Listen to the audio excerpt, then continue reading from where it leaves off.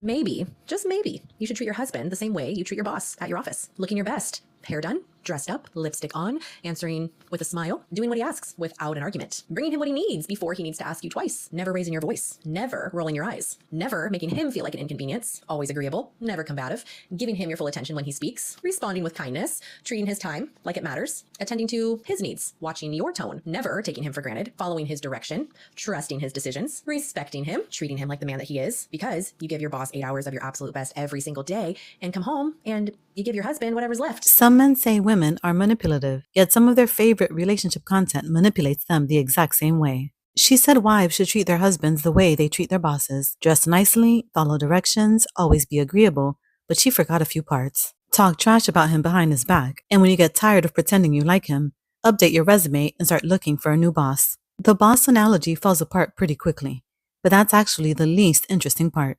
The interesting part is what happens after a struggling husband watches content like that. He doesn't just hear an opinion, he gets validation.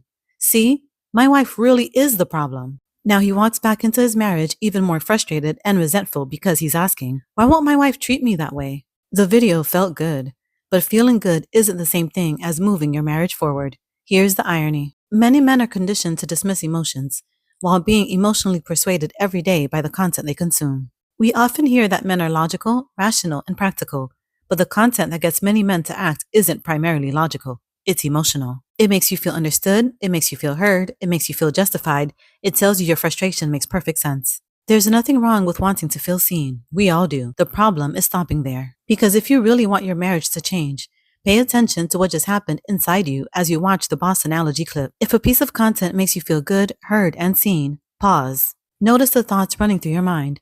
Notice what you feel in your body. Is your heart racing? Is your breathing shallow? Are you mentally building a case against your wife? Or do you simply feel relieved that someone finally understands you? Pay attention.